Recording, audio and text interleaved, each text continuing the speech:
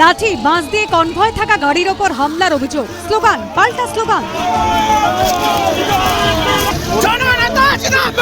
Police beach হাউসে শুভেন্দু অধিকারীর অবস্থান বিক্ষোভ।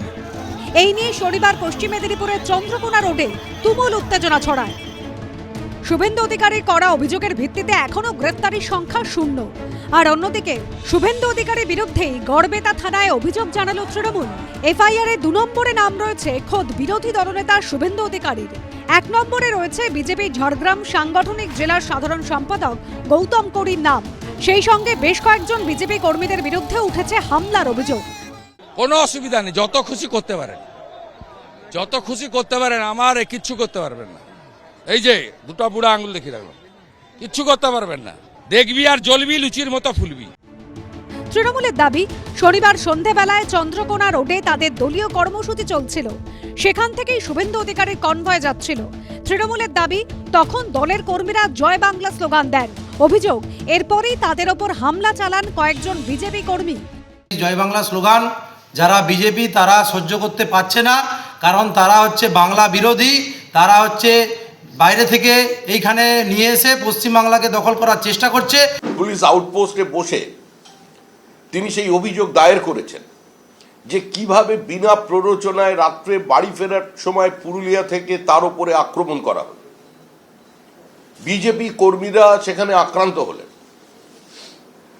তার সম্পর্কে মিথ্যাচার চলল যে সিআইএসএ বহিরাগত, একটি স্বাধীন রাষ্ট্রে বসবাস করছে নাকি ভারতবর্ষের একটি অঙ্গরাজ্যে বসছে, এটাই এখন ভারতবর্ষের মানুষের কাছে সবচেয়ে বড় প্রশ্ন। অন্যদিকে পুলিশ সূত্রে খবর, এই ঘটনায় মোট 9 জনের বিরুদ্ধে থানায় অভিযোগ জানিয়েছেন শুভেন্দু অধিকারী। তাদের সিংহভাগই তৃণমূলের সঙ্গে যুক্ত। শুভেন্দু অধিকারী করা অভিযোগের ভিত্তিতে এফআইআরও দায়ের করেছে গড়বেতা থানা।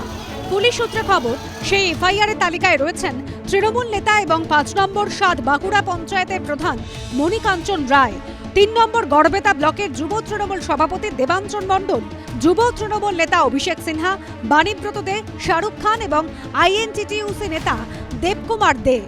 একটা ঘটনা ঘটেছে, ওটা সবাই দেখেছেন। আইন অনুযায়ী যা অ্যাকশন নেওয়া হবে আমরা ওটা করি, কোনো অসুবিধা হবে না। সব মিলে বিধানসভা ভোট যত এগিয়ে আসছে, হুমকি হুঁশিয়ারি হামলার অভিযোগে ততই চড়ছে রাজনীতির পারদ। সোমনাথ দাস, সমীরণ পালের রিপোর্ট, এবিপি আনন্দ। দেখুন, এক্ষেত্রেও যে তাপমাত্রা একেবারে চরমে তপ্ত হয়ে উঠেছে রাজনীতি, সেটা বুঝতেই পারছেন।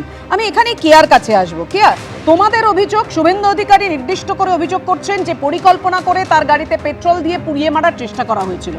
তৃণমূল যে এফআইআর করেছে তাতে তো একদম স্পষ্ট করে বলা হয়েছে, এই সেই এফআইআর এর কপি, 7:30 নাগাদ চন্দ্রকোনা রোডে যেখানে এই তৃণমূলের ঘোষিত কর্মসূচি ছিল, সেই ঘোষিত কর্মসূচি অনুযায়ী জয় বাংলা স্লোগান দেওয়া হচ্ছিল। এবং তারপর সে তো মারাত্মক অভিযোগ যে বিজেপির কর্মী সমর্থক ও নেতৃত্বদের প্ররোচিত করেছেন শুভেন্দু অধিকারী এবং সকলকে প্রাণে মেরে ফেলার জন্য প্ররোচনা দিয়েছেন শুভেন্দু অধিকারী। দেখুন, তৃণমূল মানে যে মিথ্যা, এটা নতুন করে আর বলার কিছু নেই। মানে যার উপর আক্রমণ তার বিরুদ্ধে যে কেস করা, এটা কি প্রথম হচ্ছে এই রাজ্যে পাপিয়া? শুভেন্দু অধিকারী, তার উপরে আমরা যে ভিডিওটা গতকাল দেখেছি সেখান দিয়ে তিনি পাস করবেন, প্রথম কথা এরা জানলো কি করে? লোকাল পুলিশ নিশ্চয়ই খবর দিয়েছে। এবং দ্বিতীয় খুব গুরুত্বপূর্ণ বিষয় হচ্ছে যে যারা এসেছিল শুভেন্দু অধিকারীর উপর প্রাণঘাতী হামলা, তাকে প্রাণে মেরে ফেলার ছক কষা হয়েছিল। পেট্রোল ক্যান নিয়ে আপনি আমাকে বলুন তো কোন রাজনৈতিক জমায়েত হয়? লোহার রড দিয়ে আমাকে বলুন তো কোন রাজনৈতিক জমায়েত হয়? ঠিক একই ঘটনা আমরা দেখেছিলাম খগেন মুর্মুর ক্ষেত্রে, যে তার উপরে যে প্রাণঘাতী হামলা হয়েছিল। অর্থাৎ পশ্চিমবঙ্গে বিরোধী, বিশেষ করে ভারতীয় জনতা পার্টি, তৃণমূলের অবশ্যম্ভাবী হার জেনে তারা তাদের এই প্রতিশোধের বশে এই কাজগুলো করছে। কিন্তু আজকে যেটা শুভেন্দুবাবু বললেন একদম সঠিক কথা, যে কিচ্ছু করতে পারবে না মমতা বন্দ্যোপাধ্যায়। তাই তিনি যতই ফাইল চুরি করুন, যতই তিনি ইডির ওপর চোটপাট করুন, যতই তিনি ছিনতাইবাজ হয়ে যান না কেন, পশ্চিমবঙ্গের মানুষের উত্তর দেবে।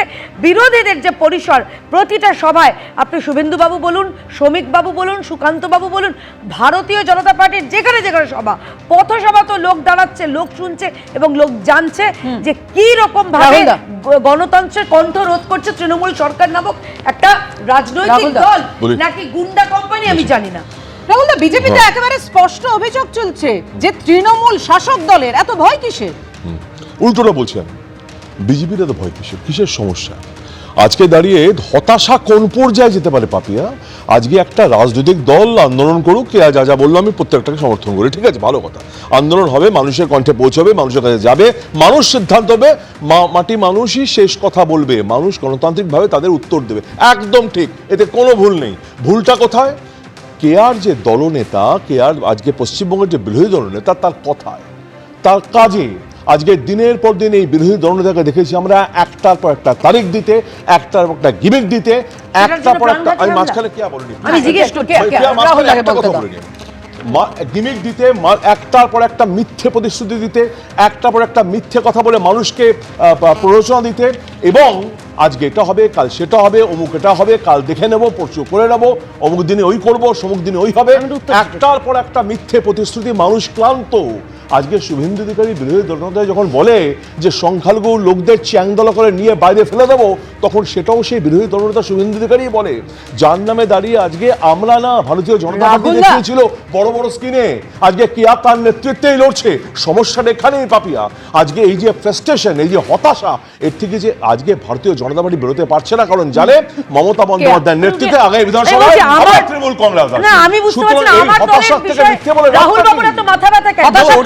মিথ্যে কথা বলছে বিজেপি। গৌরীকে আমার একটা প্রশ্ন আছে, বিজেপির নেতা কেয়া গৌরীকে সিএসএফ তাদের পিটিয়েছে বলছে হতাশা বা আমার দলের আশা, সেটা যে আপনি এত মিথ্যে বলে কি হবে? আমি বরং বাপিয়া অন্য একটা হতাশা দেখতে পাচ্ছি।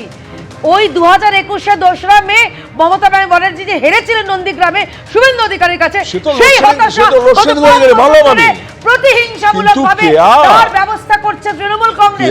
এবং আপনি আগে উদাহরণ দিচ্ছি বাপিয়া, থামুন, আমি আপনার সঙ্গে